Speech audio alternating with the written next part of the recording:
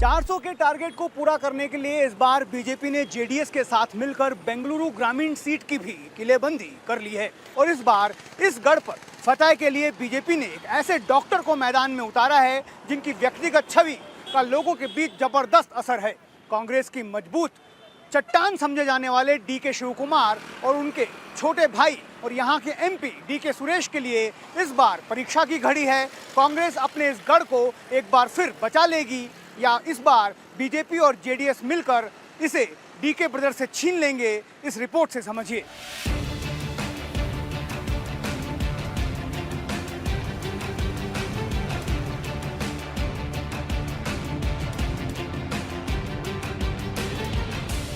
बेंगलुरु ग्रामीण एक ऐसी सीट जहां डीके शिवकुमार की परीक्षा है।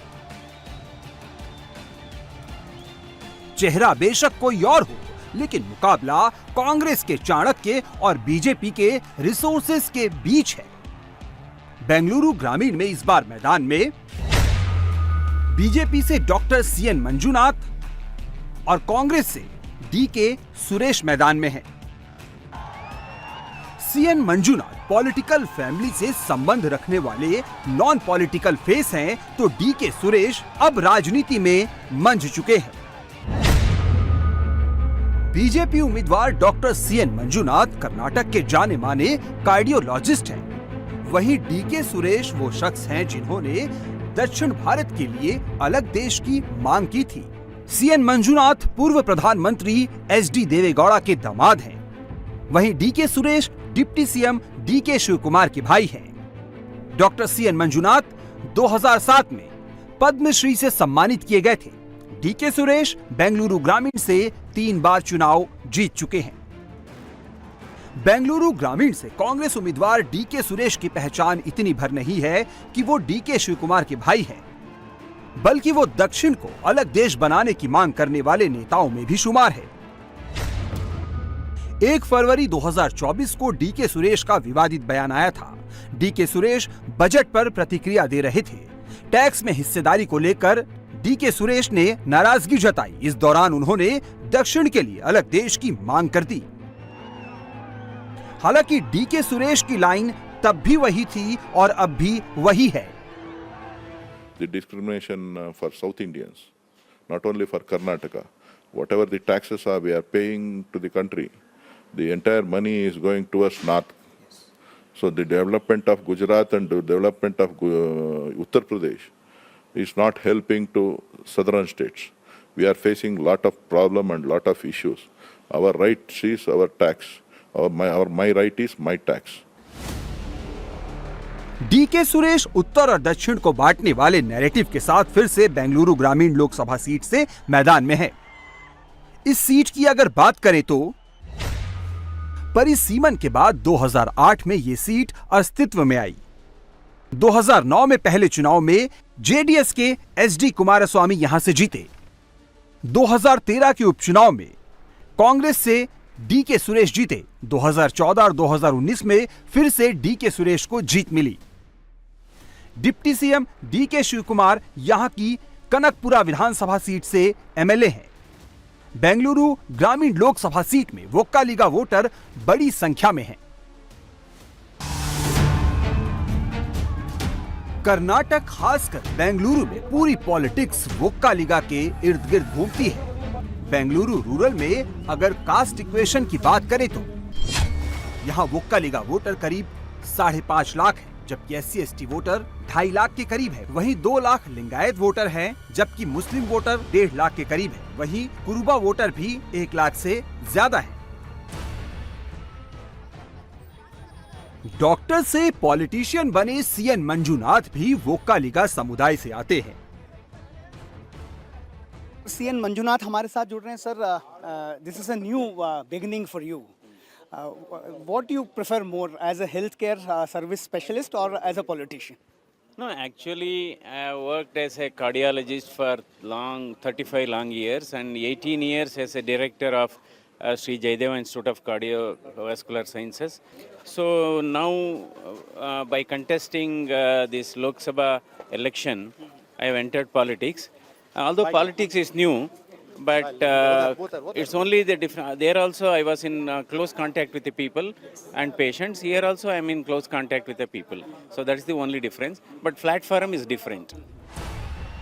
डॉक्टर सीएन मंजुनाथ कांग्रेस के रणनीतिकार डीके शिव कुमार के गढ़ में उनके भाई को चुनौती दे रहे हैं, लेकिन सीएन मंजुनाथ के साथ भी बीजेपी के दिग्गज खड़े हैं। 2 अप्रैल को अमित शाह ने कर्नाटक में अपने अभियान की शुरुआत बेंगलुरु ग्रामीण लोकसभा सीट से ही की। अमित शाह के रोड शो में उमड़े जनसैलाब से मैसेज साफ था कि यहां मोदी वेव से मुकाबला आसान नहीं रहने वाला। हालांकि सवाल ये भी है कि बेंगलुरु ग्रामीण में ऐसा क्या है कि शाह को अपने अभियान की शुरुआत यहां से करनी पड़ी। दरअसल बेंगलुरु ग्रामीण के नतीजे तय करेंगे कि वोक्कालिगा किसके साथ है। पूरी पॉलिटिक्स वोक्कालिगा क्षेत्र में प्रभुत्व के लिए है। दक्षिण कर्नाटक में वोक्कालिगा समुदाय का प्रभाव है। वोक्कालिगा का कर्नाटक की 100 विधानसभा सीटों पर असर है। डीके शिव कुमार और देवगौड़ा परिवार इस पर दावेदारी करते हैं। कर्नाटक में लिंगायत के बाद वोक्कालिगा दूसरा सबसे बड़ा समुदाय है। इस फैक्टर को बीजेपी अच्छे से समझती है, इसलिए इस बार के चुनाव में बीजेपी जेडीएस को साथ ले आई। 2019 के लोकसभा चुनाव में कांग्रेस जेडीएस का गठबंधन था। तब जेडीएस के वोट कांग्रेस में शिफ्ट हुए थे, लेकिन कांग्रेस के वोट जेडीएस को नहीं मिले। बीजेपी को तब भी 2019 में 6,70,483 वोट बेंगलुरु ग्रामीण से मिले थे और अब 2024 में जेडीएस बीजेपी साथ चुनाव लड़ रही है। जेडीएस के वोटर के साथ आने से मंजुनाथ की स्थिति मजबूत होगी। Look at mathematics of 2019 election. At that time, the Congress and JDS were in alliance. Even at that time, when BJP, which was contesting alone, they have taken nearly 6.7 lakh votes. So this time, the equation has changed. This time, BJP and JDS are together. So if you take mathematics, certainly we are ahead.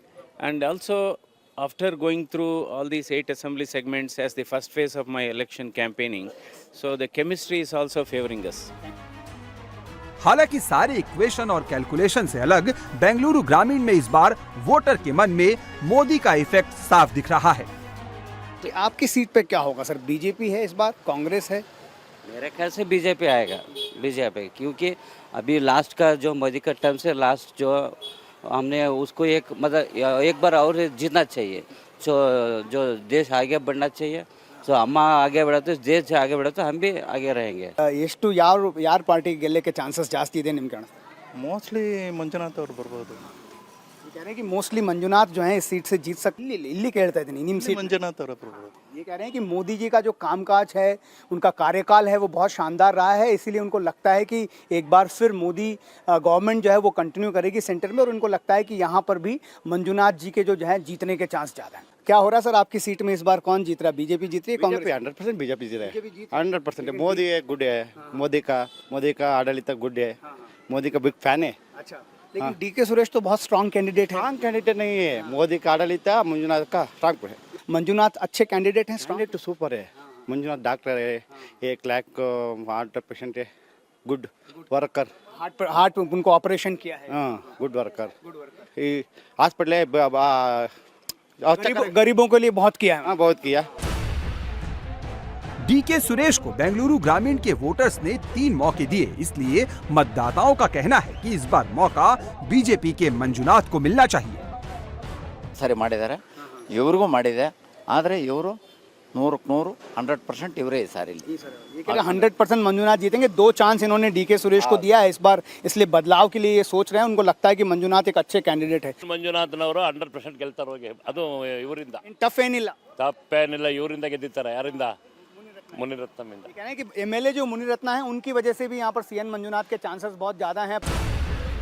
Bengaluru ग्रामीण के voters का मानना है DK brothers का किला इस बार ध्वस्त होगा।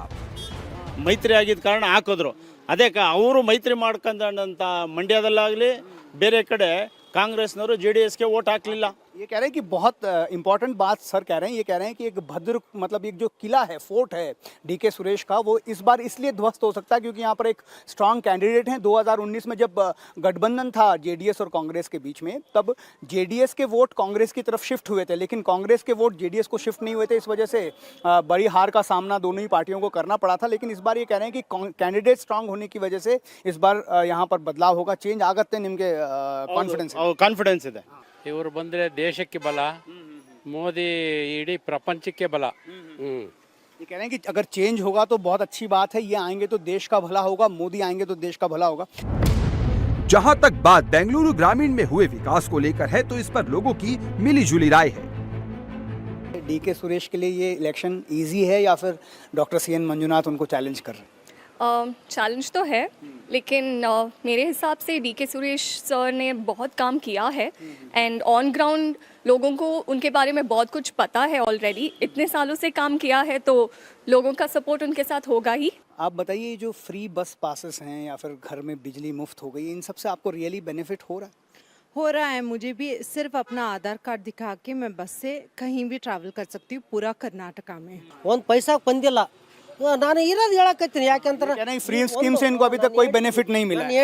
ಆಮೇಲೆ ತಿರ್ಗ ನೆಕ್ಸ್ಟ್ ಕೊರೋನಾ ಬಂದಾಗ ಅವಾಗೇನೆ 2000 ರೂಪಾಯಿ ಹಾಕಿದ್ದು। ये कह रहे कोरोना के वक्त में मोदी जी ने बहुत मदद की थी। ನೋಡು बेंगलुरु ग्रामीण में दूसरे चरण में 26 अप्रैल को वोटिंग होगी, लेकिन वोटिंग से पहले बेंगलुरु ग्रामीण के वोटरों ने शायद तय कर लिया है कि बात जब देश की होगी तो उन्हें किस लाइन में खड़ा होना है।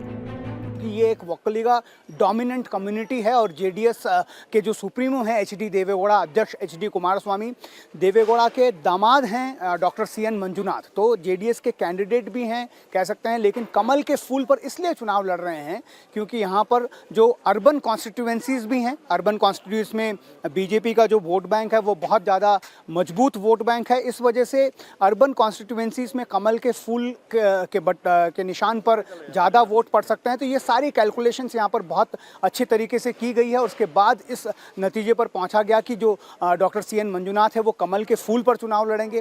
साथ ही ये भी सुनिश्चित कर लिया गया है कि जेडीएस और बीजेपी के जो वोट हैं वो एक दूसरे को ट्रांसफ़र हों। इस वजह से ये कहा जा रहा है कि इस बार बेंगलुरु रूरल में कहते हैं कि ये डीके ब्रदर्स का एक अभेद्य किला है, लेकिन इसको ध्वस्त करने के लिए सीएन मंजुनाथ बहुत कड़ी मेहनत करते हुए नजर आ रहे हैं।